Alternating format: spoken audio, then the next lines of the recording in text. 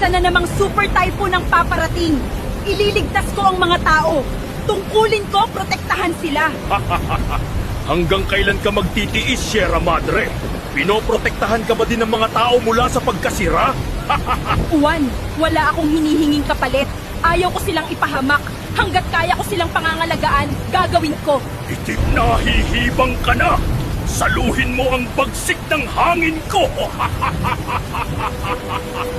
Titiisin ko hanggat makakaya ko.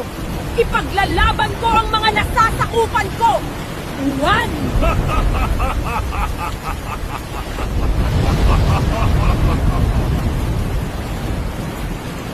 Tumigil ka na!